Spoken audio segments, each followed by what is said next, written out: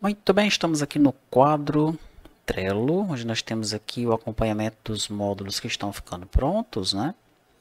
E agora eu vou movimentar o estoque pronto para produção, tá? Você deve ter já recebido a atualização no seu repositório, né? Nós subimos aí tanto o front-end quanto os 5 back-ends, tá? Essa parte aqui dos testes, ela é bem chatinha de ser feita, né? Inclusive no nosso caso, que é diferente do que normalmente aconteceria numa software house, né? Como é que nós fazemos aqui? Nós temos o back-end em funcionamento, né? Daí nós testamos as opções do controle de estoque com cada back-end. Primeiro nós testamos com o back-end do Delphi, depois nós testamos com o back-end do Java, depois testamos com o do C Sharp, daí nós testamos com o do Node, por fim testamos com o do PHP. Vamos dizer que nos testes, né, nós chegamos aqui no Node e observamos que tinha um problema, né, ou um requisito não estava funcionando como deveria, e isso só foi capturado no Node, tá? Então nós corrigimos o problema no Node, né? Daí retornamos para o Delphi, observamos que também existia o problema lá, corrigimos o problema no Delphi e começamos os testes de novo. Daí testa tudo no Delphi de novo, depois no Java, depois no C Sharp, depois no Node, depois no PHP. Tá? Sempre que um problema é capturado ou não está funcionando como deveria, nós temos que refazer os testes em todos os servidores. Né? Então isso leva bastante tempo para ser realizado. Tá? O ideal é que esses módulos eles fossem testados, né, num cliente real. Tá? Nós até buscamos um cliente, uma empresa real que, enfim, aceitasse ficar, vamos dizer, uma semana com o servidor Delphi, depois outra semana com o servidor PHP, depois com o servidor C Sharp. Mas essa é uma tarefa impossível. Tá? Infelizmente, não será possível realizar os testes com todos os servidores e também com o cliente, evidentemente, né? No ambiente real de desenvolvimento, tá? Então nós testamos no ambiente real de produção, né? Então nós testamos no ambiente de desenvolvimento e estamos deixando pronto para produção, tá? E caso algum colega encontre algum problema, né, deve reportar no seu quadro Trello e nós então corrigiremos os bugs, tá bom? Em termos de cronogramas, né, alguns colegas perguntaram bastante sobre isso, tá? Quando é que tudo vai ficar pronto? Estão meio apressados para ver logo tudo pronto, né? Podemos dizer que, em termos de treinamento, tá? Na parte técnica do treinamento, né? Nós basicamente mostramos tudo que poderia ser mostrado, tá? Então, em termos de conhecimento, você já tem todo o conhecimento necessário para desenvolver as suas aplicações no Flutter e nas outras linguagens, né? No Delphi, no Java, no C Sharp, no Node e no PHP. Em termos de requisitos, também já levantamos todos os requisitos. Então agora nós estamos muito mais focados em concluir o código e realizar os testes, né, para que o sistema possa ficar pronto para a produção, tá? Mas neste artigo aqui, né, que nós já disponibilizamos para vocês, lá no final do artigo, nós informamos aqui algumas datas relacionadas ao sistema pronto para produção, tá? Aqui, ó, estratégia dos demais módulos, né? Nós terminamos o Pegasus PDV, tá? Ficou pronto para produção, né? Daí aqui, restante de 2002 e 2023, nós temos o ENFE, né? Tá também já em testes, basicamente pronto, tá? Em breve será disponibilizado no repositório e nós vamos também soltar uma videoaula sobre ele. Daí vem aqui a parte administrativa, os cadastros de auditoria, a parte financeira, suprimentos, né? Esse controle de estoque é o que eu estou gravando neste momento, comercial, contábil e fiscal, tá? Então, até o final de 2023, nós devemos deixar todos esses módulos prontos para produção, assim como o estoque agora está sendo disponibilizado para vocês, tá? Vamos colocar todos eles em clientes reais? Não, né? Infelizmente, nós não vamos conseguir colocar todos esses módulos em clientes reais, tá? Então nós vamos fazer os testes em ambiente de desenvolvimento e caso os alunos eles encontrem problemas, devem reportar para a gente para nós corrigirmos, tá? 2024 2025, temos aqui o restante do administrativo, o restante dos suprimentos, o restante do comercial, o restante dos recursos humanos e o restante dos módulos contábil e fiscal. Observe esse parágrafo, é bom frisar que boa parte desses módulos serão concluídos para o treinamento e postos em produção numa versão beta para testes, pois não é possível prever a utilização de todos esses módulos em produção em clientes reais no período indicado. Foi isso que eu mencionei agora há pouco, né? Além disso, pode fazer parte da estratégia da Lateral não utilizar parte dos módulos acima mencionados em seu próprio ERP, né? De fato, tem alguns desses módulos que não nos interessam, mas como eles fazem parte do ERP completo para o treinamento, né? Nós deixaremos prontos para a produção, mas apenas nessa versão beta para testes, tá? Como está sendo lançado agora este controle de estoque, tá certo? Então, aqueles lançamentos constantes que nós tínhamos, né? Muita videoaula, isso não vai mais acontecer, tá? Não vai ser uma coisa tão constante assim, né? Será uma coisa mais pontual, tá? Quando nós tivermos um módulo pronto, se tiver alguma coisa para mostrar, como eu vou ter alguma coisa, digamos, nova para mostrar agora no controle de estoque, daí a gente lança uma videoaula mostrando essa coisa nova, o que está pronto, tá bom? Então vamos lá, né? Eu passei aqui o controle de estoque pronto para produção. O controle de estoque ele conta com requisição interna, reajuste de preços, entrada da nota e formação do preço, né? Nós tínhamos construído essas telas, mas elas não estavam funcionando ainda, né? Só basicamente a parte da persistência e olhe lá, tá bom? O que eu vou mostrar para você agora, eu vou entrar em cada uma das opções, vou mostrar elas funcionando, tá? E vou mostrar como é que os arquivos ficaram organizados aqui no Flutter, tá? Em termos de requisição interna, ela é uma tela bem simples, né? Nós vimos lá nos requisitos, quando nós exibimos lá as tabelas, tá certo? Ela é uma janela mestre detalhe, tá? Nós temos o cabeçalho da requisição e temos o detalhe da requisição. Deixa eu iniciar uma requisição nova aqui, então. Eu estou rodando no servidor Delphi neste momento, mas isso pouco importa, todos os servidores já estão atualizados, tá? Eu seleciono então um colaborador, aqui está ele. Seleciono a data da requisição. Venho aqui nos itens da requisição e vou selecionando os produtos que eu quero colocar nessa requisição e a quantidade, tá? Essa requisição interna, tá? É aquele produto que o colaborador ele quer usar o item dentro da empresa, tá? Esses itens eles não vão ser revendidos, tá? Então, por exemplo, uma livraria, estou precisando de caneta. O colaborador faz uma requisição interna, né, para que ele possa utilizar canetas para ele, para os colegas ali do lado dele, né, e não para a revenda neste caso, tá? Então aqui do produto 1 o colaborador está pedindo 10, do produto 2 ele está pedindo 20, tá? Vamos dar uma olhada aqui no banco de dados, na requisição interna, cabeçalho, aqui. Nós temos 8 requisições, tá? Eu vou persistir essa requisição aqui agora. Aí está. Ela está com a situação aberta, que você pode ver aqui, né?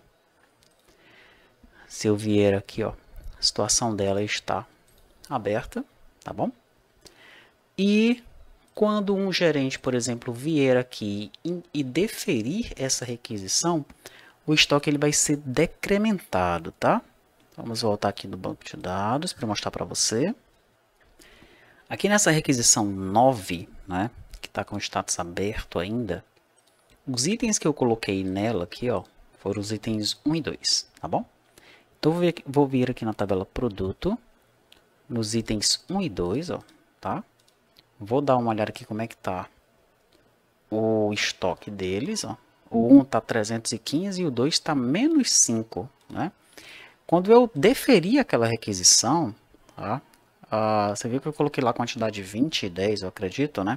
Então, ele vai decrementar isso daqui, tá bom? Vai ficar aqui, sei lá, 305, né? Deixa eu ver de novo aqui quanto foi que eu coloquei. Requisição interna detalhe. No item 1 foi 10, no item 2 foi 20, não é isso? Muito bem. Voltemos no produto. Então aqui no item 1 ele tem que ficar com 305 e esse cara aqui vai ficar com menos 25, né? Estoque negativo, ok. Então vamos aqui, eu vou deferir a requisição. Cliquei em sim, a requisição agora está deferida. Quando eu retorno aqui, ó, 305 menos 25, tá? Nessa versão que eu criei aqui, é possível passar a requisição para indeferida, de deferida para indeferida, tá? Ele passa para indeferida e aí agora ele incrementa de novo o estoque, tá? Você pode alterar tantas vezes você queira essa situação da requisição e ele vai atualizando o estoque. Depois a gente vai ver no lado do servidor como é que isso funciona, tá bom? Mas existem algumas versões desse tipo de requisição interna que uma vez que a requisição esteja deferida, ela não pode mais ser indeferida, tá bom? Até porque o item já está sendo usado pelo cara, ele já mordeu a tampa da caneta, então não faz sentido indeferir a requisição e incrementar de novo o estoque, né? Nessa versão tá funcionando assim, tá? Mas pode ser que na sua versão você queira mudar isso, esse comportamento, tá bom? Muito bem, essa então é a requisição interna. Eu vou entrar agora no reajuste de preços. Como é que funciona esse reajuste de preços aqui? Que é um reajuste de preço na marra. O cara ele vai entrar aqui, tá? Tem que selecionar quem é o colaborador que está fazendo isso, a data do reajuste, qual é o percentual do reajuste, o tipo de reajuste, se é para aumentar ou para diminuir, qual é a justificativa, aumentando 10%, e aqui a gente seleciona quais são os produtos que terão seus preços reajustados, tá?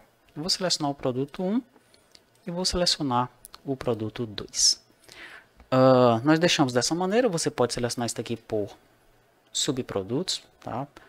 Por subgrupo, na verdade, subgrupo por grupo de produto, para ficar mais fácil de você selecionar os produtos, né, o seu usuário, tá bom?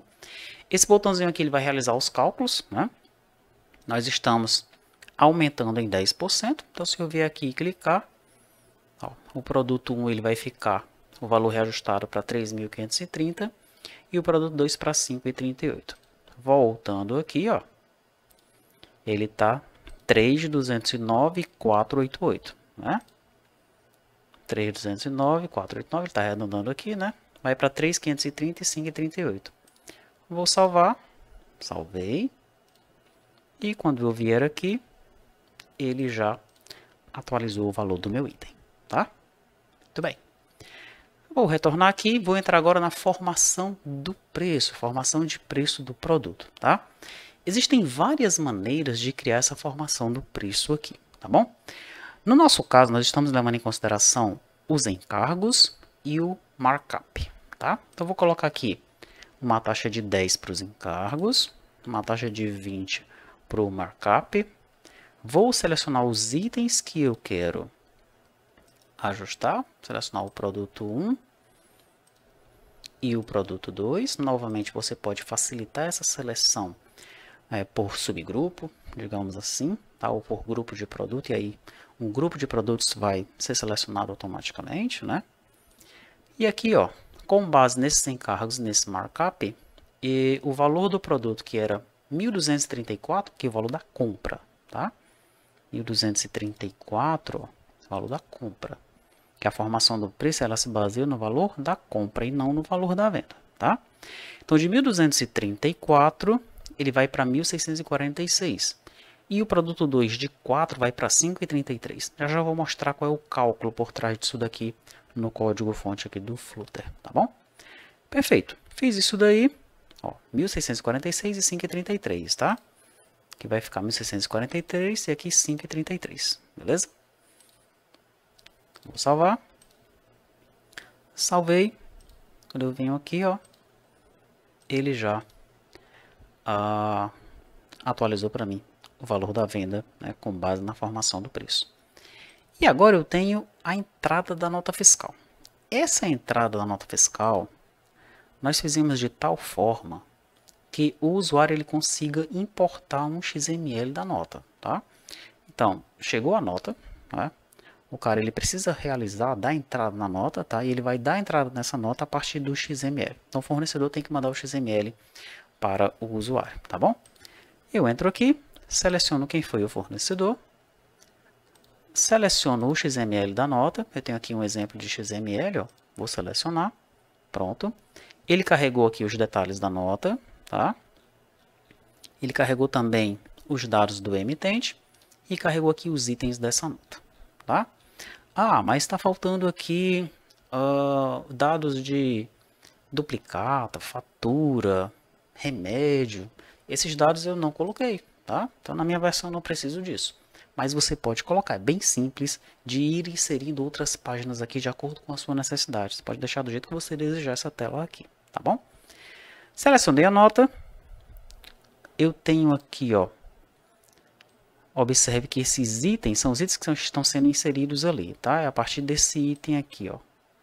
Do item 5, tá? Eu tenho 16.8, 16.8, 24.8, tá? E esses dados aqui, esse valor, essa quantidade de estoque será atualizada, tá? A lógica que funciona no lado do servidor é a seguinte: se o item existe, se o produto existe com base no GTIM, seu estoque é incrementado. Se o produto não existe, nós cadastramos o produto com a quantidade que veio na nota, tá? Então veja que ele está 16.8, 16.8, 24.8, né? Quando eu clicar em salvar aqui, ó, ele vai persistir essa nota no banco de dados, ok? E neste caso específico, ele vai incrementar o estoque, ó, 18.9, 18.9, 27.9, de acordo com a quantidade dos itens que vieram na nota, tá? Caso o item não existisse, ele seria persistido no banco de dados. A gente vai ver essa lógica aí no lado do servidor, tá? Então pronto, essas são as telas do controle de estoque. Eu vou agora mostrar para você como é que esses arquivos eles estão organizados aqui, ó. No caso do controle de estoque, tem uns arquivos chamados estoque NFE, tá? Estoque NFE cabeçalho, estoque NFE hereditário, estoque NFE cabeçalho lista page, tá? Esses arquivos eles estão dentro da pasta estoque, estoque entrada nota, tá? Então estão todos aqui, ó, ok?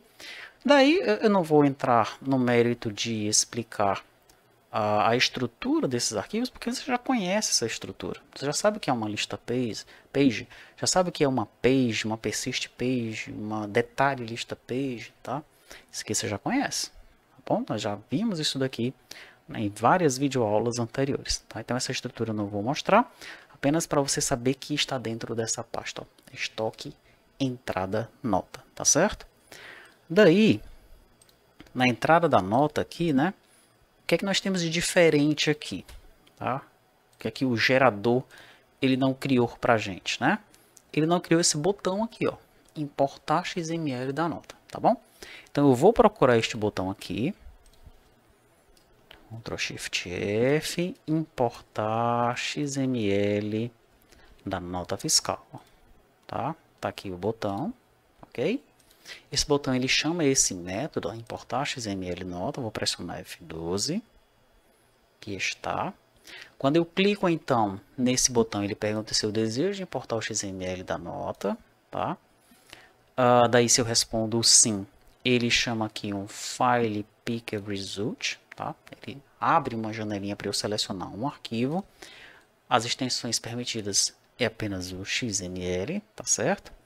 Daí, se eu selecionar o arquivo, né, se o resultado dessa janelinha aqui for diferente de nulo, ele carrega esse arquivo, depois ele utiliza o XML Document, né, nós já utilizamos isso aqui anteriormente, lá no módulo financeiro, para carregar o arquivo OFX. Depois eu passei a lógica do arquivo OFX para o lado do servidor, tá? No caso do XML da nota, eu vou deixar a lógica no lado do cliente mesmo, tá bom? Então eu carrego o arquivo, tá? Começo a encontrar os elementos dentro do arquivo, eu procuro o elemento inf.nfe, vou pegando os dados do elemento e vou jogando no meu objeto, tá? Então a chave de acesso, ele está dentro de um atributo chamado id, dentro do inf.nfe, eu jogo dentro da chave de acesso da NFE cabeçalho. Depois eu vou para informações adicionais, pego lá o elemento inf.cpl, que está no XML, né? E jogo nas informações adicionais do NFE cabeçalho. Depois eu faço isso com a tag IDE. Depois eu faço isso com o emitente, com o endereço do emitente, com o destinatário, endereço do destinatário, ICMS, os totais, né? depois com a parte de transporte, depois com a fatura, depois com o detalhe, né? Esse detalhe aqui ele é bem importante, porque nós vamos carregar os produtos. Ah, detalhe muito importante aqui, olha só. Eu tenho, né, a NFE detalhe, na verdade ela armazena os dados do produto dentro da NFE detalhe, tá? Só que lá no servidor, e aqui também no cliente, né, dentro de NFE detalhe, ó, eu tenho um objeto produto, tá? Se nós observarmos aqui, eu tenho um objeto produto, ó, tá? Esse produto é do tipo produto, tá bom? Ele é necessário para o meu esquema da NFE aqui? Não necessariamente. A nossa NFE, ela pode rodar de forma independente do restante do ERP, tá? Ela foi modelada de tal maneira que você pode vender apenas um módulo NFE separado, tá certo? Então, nós temos o ID do produto, mas ele não é tão necessário assim, tá? O que é que eu fiz então aqui nessa tela? Eu carrego os dados do produto em NFE detalhe, depois eu instancio um produto aqui do zero e jogo também os dados do produto dentro do meu objeto produto, tá? E eu faço isso por quê? Porque lá no servidor, se esse produto não existir, eu vou aproveitar os dados desse objeto aqui para persistir esse produto na tabela produto. Beleza? Muito bem. Daí vem aqui a parte do imposto, né? Onde eu coloco aí os dados de ICMS. Isso é bastante coisa no ICMS aí. Depois vem os dados de IPI, dados de PIS, COFINS e imposto de importação, tá? E é isso, ok? Isso aqui é o que tem de mais diferente nessa tela aí da nota fiscal. Deixa eu ver se tem alguma coisa aqui para cima que vale a pena mencionar. Não, o restante aqui é algo que nós já fizemos, né? Enfim, é código, digamos, repetido, tá? Que nós já vimos nas demais telas. Perfeito. Deixa eu voltar aqui então. Requisição interna. Deixa eu ver se tem alguma coisa aqui diferente. Tem esses botõezinhos aqui de passar para aberta, deferir e indeferir, né? Então vamos dar uma olhadinha aqui, ó. Deferir requisição. Quando você quer encontrar esse botão aqui no código, né? Como é que você faz? Pressiona Ctrl Shift F, procura pela string que você deseja, deferir requisição. Aí, achei, tá?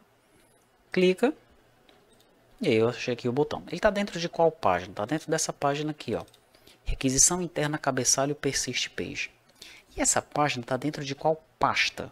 Basta você vir aqui, ó, e o arquivo que tiver aberto aqui no momento, ele exibe aqui em que pasta ele se encontra, tá? Então ele está dentro da pasta estoque requisição interna cabeçalho. Beleza? Bem simples de encontrar, né?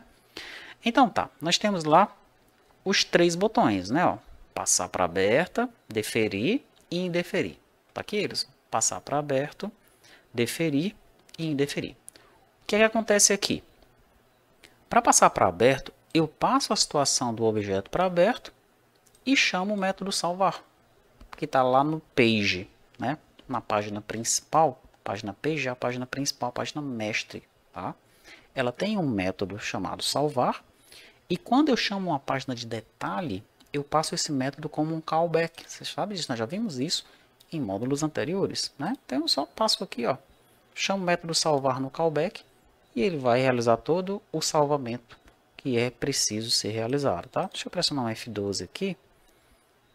Ele vem para cá, né? Deixa eu entrar aqui na requisição interna cabeçalho page. Aqui está ela. Tá aqui o método, salvar requisição interna cabeçalho, tá? Se a operação for alterar, ele simplesmente altera.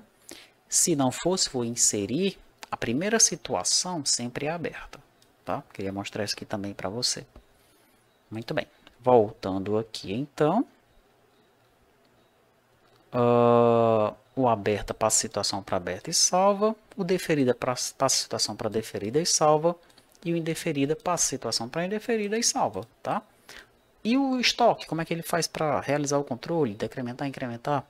Isso aí lá no servidor. A gente vai ver depois quando nós observarmos aí os servidores, tá? O código do servidor. Perfeito. Voltando aqui então, eu tenho o reajuste de preços. Vamos ver se tem alguma coisa diferentezinha aqui. Eu tenho que selecionar alguém aqui para eu poder passar, né? Tipo de reajuste aumentar. Tem esse carinha aqui, ó. Realizar cálculos, tá? O que é que ele está fazendo? Vamos procurar por ele aqui, né? Ó.